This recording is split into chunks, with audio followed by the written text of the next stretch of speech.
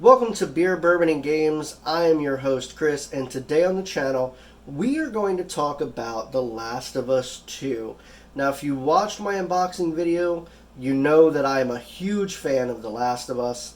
I bought the collector's edition, came with the awesome statue, and I was very excited, but I was also very torn about the game. See, the first one in my mind was damn near perfect. There were some issues, yes, but it was a masterpiece in storytelling. It is one thing that Naughty Dog highly excels at. They are just a great studio. Their graphics are always great. Their story is always great. So you know when you play their game, you're going to get quality. However, with The Last of Us 1 being so good, it was such it was so well crafted that it was one of those rare cases I didn't think that we needed a sequel. 7 years later, fast forward, and we have The Last of Us 2, and it is getting a lot of backlash. The people that actually play the game seem to love it. The critics love it. The fans of the first game love it. Now, what am I talking about then? If the fans and everyone love it, it's unfortunately the people that didn't play the game. If you go on Metacritic right now, The Last of Us 2 has a very bad score. And most of the time, Metacritic is a pretty good way to just kind of get an idea of like how the game is. But unfortunately, the day the game came out, within hours, the game was review bombed. And there's a few reasons for that. The LGBTQ connection to the game, where Ellie, the main character, was kind of revealed in the DLC of the first game that she is a gay character. During the main story of the first one, there's no real indication that she's gay, but in the DLC, it's definitely one of the main topics, and it continues here in the sequel, and a lot of people just didn't like that for some reason. There's also some controversy with a new character named Abby and them calling her a trans character, saying that Naughty Dog was just being inclusive. And for some reason, people flooded the forums and flooded the reviews with just negative comments and everything that you can tell they did not play the game. And one of the main reasons you can tell is because this game takes roughly 25 to 30 hours to beat, and there were thousands upon thousands of reviews within minutes and hours of the game going up. So there's absolutely no way that anyone had beaten the game to this point, and no way that anyone had played enough of the game to really give a good indicator of what the story was or how they felt about the game. Maybe they could have said the mechanics are clunky or they didn't like this or that, but they weren't commenting on that. It was just straight up vile comments about the sexuality of characters and stuff along those lines. It wasn't anything that was constructive. So if you're looking at the scores for The Last of Us, they're not accurate. It's still continuing. It's starting to balance itself out a little bit, but it's still on the lower side. I think it's a 5.4 user score the last I looked, and I think it had roughly 58,000 reviews. To give you an idea, the first one, I believe, when I looked, had about 10,000 user reviews total. So to have 60,000 reviews and the game's only been out for a couple of weeks, you can tell there was just a massive push to make this game look bad, try to impact the sales and all that. But we got that out of the way. So what do I personally think about the game? We're going to kind of do this a little bit more off the cuff. It is a review. It is my take on the game, but it's kind of hard to talk about this game without giving away anything, because that is a main driving point of this game. So if you're not familiar, The Last of Us 1 shows us Joel and Ellie. They are the two main characters. Now, Ellie is immune to the cordyceps virus. That is the virus that is infecting humankind, and turning them into zombie-like creatures. And the whole thing is a quest for Joel to take Ellie to the Fireflies, and they have, quote-unquote, the ability to get her and turn her into a cure. Basically, they're going to see what they can do. Why is she immune and no one else is that we know of?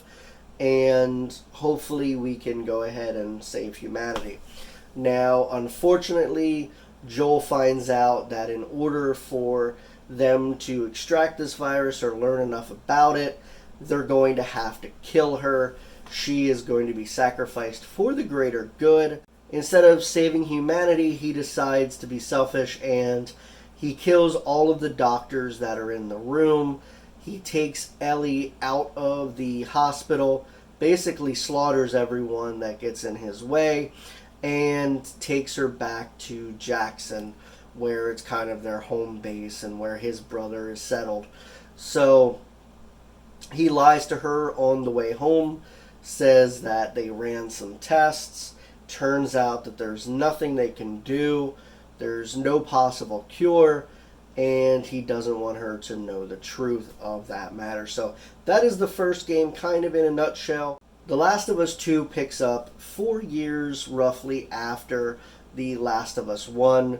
We see a much older Joel and Ellie, and they are living in the town of Jackson. We get to see the town, how it's evolved, basically how they've turned this area into a thriving community. They've got lookouts, they've got stores, they've got a whole bunch of people inside this area just kind of thriving off of each other. They're making food, they've got horses. It's a great thing that they've got going. They really have turned the apocalypse into a nice little retreat. If you live in that area and never go outside, you don't really know that there's a danger. It seems like they've kind of quarantined themselves off from the world and they could live there without a problem. Now, it's very hard to go further into the review of the game here without spoiling much, but I will try.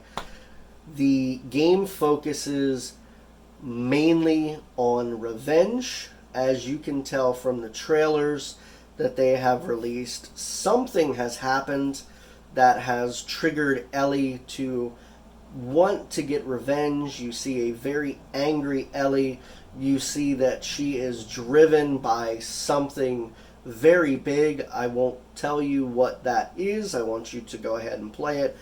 But it is something that is very impactful to her, and now she is on a quest to basically get revenge for what happens.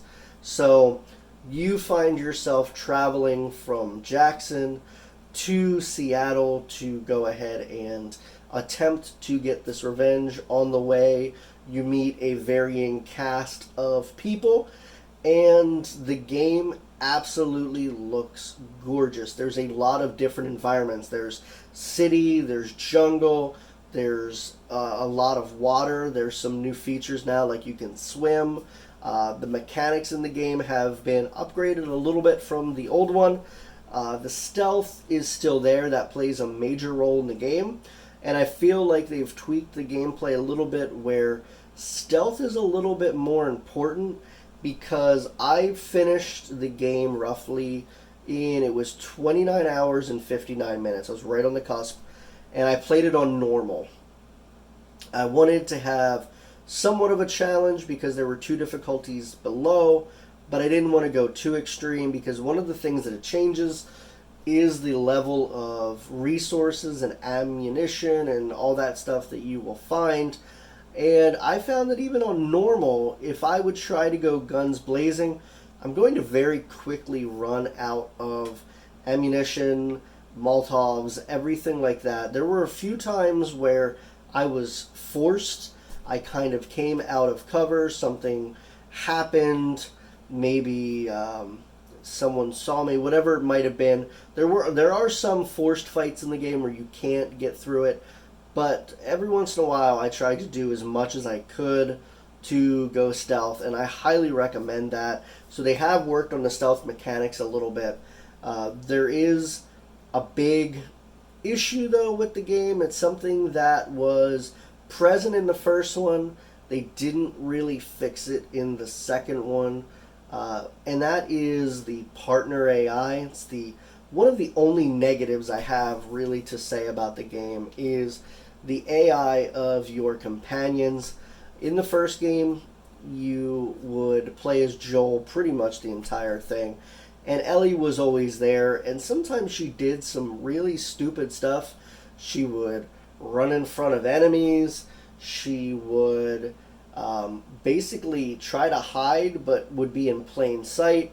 Now, the AI was fair and balanced for that. The enemies typically didn't notice that character. It did kind of break immersion for me a little bit, where, Ellie is basically standing right in front of an enemy and they don't see her because it's not you. Unfortunately, this still happens in the sequel. You do have some supporting characters here and there, and sometimes they just acted really weird. They would blow their cover. I had a few times where enemies actually did see them. So that is honestly really my only gripe about the game. The story is really good, even though the naysayers don't like it. The graphics on this game are absolutely phenomenal. I have the PS4 Pro. Looked great. I can't wait to see what it looks like on the PS5. They haven't announced it for the PS5, but let's be honest, it's Naughty Dog. They're probably holding the graphics back a little bit because of the hardware. There were a few times where the game kind of chugged here and there, even with the Pro, when there was either a lot of enemies or some really dense shrubbery and stuff around. A lot of things where it had to calculate that type of stuff. It would slow a little bit. And if the PS5 is as fast and powerful as what they say, I honestly see a lot of games from the 4 at the later stage like this getting ported to the 5. I don't know if they're going to charge us again. I do know some people are kind of giving free copies. I don't care if they charge you. I will buy it again. I don't care. The game is amazing. It's well worth it to see what the next technology brings. The ray tracing, even denser stuff. And some of the reason why I think they kind of held it back is if you look at the E3 demos, there are some things that were different. Graphic wise still looks great, but some different stuff with the lighting and how it was changed. So I think they kind of toned a few things down, and I'm expecting that everything they had to tone down for the 4 will be there for the 5. So graphics are great, story is good. A lot of people complained that it wasn't really as good as the first one. I would say the first one was a lot more focused because it was a singular focused story. It kind of just went straight from the beginning to the end. There was a clear path of this is what needed to be done. And in the second one, revenge is a main point, but when you play the game, you'll see that there are some reasons why it diverges a little bit.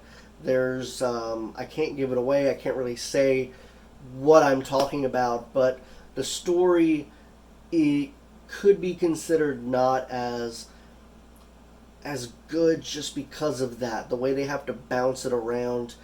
I love the way they did it. There are a few things I may have tweaked a little bit because some of the pacing was a little off because of the way they did it. But overall, when it gets to the ending and all of it comes together, kind of like Quentin Tarantino style, where all of a sudden these points kind of all meet together and you see the payoff, it's absolutely brilliant. So well worth the way that they did the story, and I don't really think they could change it up. There's no real way that they could make it really different. There's some parts that maybe I would have gotten rid of. Maybe it didn't really need to be in the game, but I do think that it helped the characters that you see kind of get fleshed out a little bit more. So overall, I'd have to say the story is great. I love the story. but that could be a point of contention for some people. Might not be as loved just because of the way they did it. So graphics good, story is great. The AI is still a little iffy. The gunplay still feels good. I feel like the actual gameplay has been improved a lot. It's a lot grittier, a lot gorier. They definitely upped their budget on animations. There's a lot more detailed, brutal kills. There's a lot of animation work for stuff like Ellie's guitar. You could play the guitar if you want to. They give you all the actual chords, so if you know how to play the guitar, you can play the guitar in the game. That's a lot of work. Someone spent a lot of time to do that, and it looks great. The animations and the way that they do upgrades for each gun is really cool. They individualize each singular gun, and there's a workbench, so you have to try to salvage a lot of stuff and parts so that way you can make new things. Like you don't just find a silencer and attach it. You have to find parts, then go to a workbench, decide, do you want to make something that will cut down on recoil? Do you want to make a silencer so you can try to use your gun but be more stealthy? Do you want to upgrade your shotgun so it holds more ammo? There's a lot of stuff like that that you need to balance your ideas and your play style to meet, and I feel like there's a lot of room for experimentation. There's a lot of room for individuality that you can kind of decide how you want to play. You could honestly go guns blazing. You can go from point A to point B as fast as you can, or you can play like me and you can explore the world as much as you want, and there's a lot of side areas. There's a problem with the game for me where I just couldn't get enough of it. If I knew that here was the end of where I needed to go or my next objective, and I was going towards that way, I'm like, whoa, that looks like it's the right way to go. I would turn and go the opposite way so I could explore more. That is how invested in this game world that I was, where I wanted to see as much of it as I possibly could. And if you're going to get the game and play the game, I highly recommend you do this as well. There are a lot of side areas. There's a lot of buildings and different things that you can go into that are well worth your while. You might find another gun. You might find some very highly needed resources. You might also just find a room full of clickers and you get nothing out of it. But there's a lot of really cool world building stuff in those parts. There's a lot of notes and stuff around the game that if you are a fan of lore, which in most games, not really too kind of concerned about lore. Some people go a little weird and heavy on it. But with The Last of Us 2, I was really into it. There were some crazy things like, here's a family that stole a boat, somebody got bitten, infected, they all kind of turned on each other, and they, killed each other inside this boat, and they basically got locked in it. Here is a group of people that they were actually going to rob a bank the day that the actual virus broke out and locked themselves inside the bank vault, where, all of a sudden people were attacking them. Their plan went awry, and now all of a sudden this is not something they planned for. Those people are locked in a vault. Really kind of cool little details there. There is a case where there is a couple, a girl and a guy, that escaped from a town. They decided that they didn't want to live there anymore, and the one was bitten, so they were going to kill her, and then he was going to end his life as well, so that way he didn't have to see her turn. Turns out with the letter, he couldn't end up killing himself. He killed her, but he couldn't do it. He called himself a coward. So there's a lot of like really cool world building to see what everyone else was doing, how they were living in this. I really love that. One of the reasons why I like The Last of Us 2 more than one is how much more of the world that you see. In the first one, straight shot, straight to the fireflies. There are some side things, but you really only know that basically Jackson exists. You go to a few places, the towns kind of look dead, and you've got bad guys, fireflies type things. You know, you've got some looters and stuff here and there that are trying to survive, but the world isn't as fleshed out. In the second one, we get to see a lot more of that. We get to see the fireflies are no longer around, but now we have a couple of other groups that have taken various areas in the game. One of the factions is called the Wolves. There's the Seraphites. There's also the Rattlers, I believe they're called, in an area. So you can kind of see, depending on where you are in the United States, there's a lot going on. And that's really interesting to me to see how much of this world is built up. And it makes me imagine a lot more, like what is going on in the rest of the United States that you don't see. Are there other people like Ellie that are immune that we just haven't heard about because we're in the, the northwest part of the United States and communication is basically locked off? So are there other people like her in the East Coast?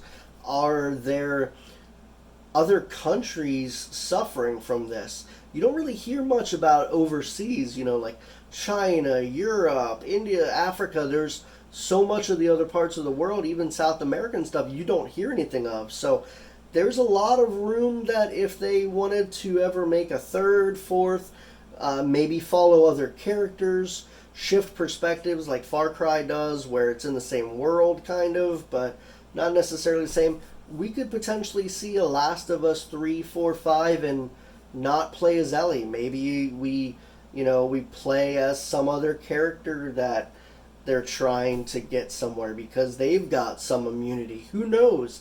And that is how you know a game was very well crafted, because it makes your brain go. It makes you think. It makes you want to see these things that aren't there yet.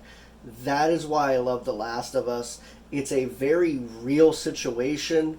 We're currently going through the coronavirus or COVID-19, however you want to call it.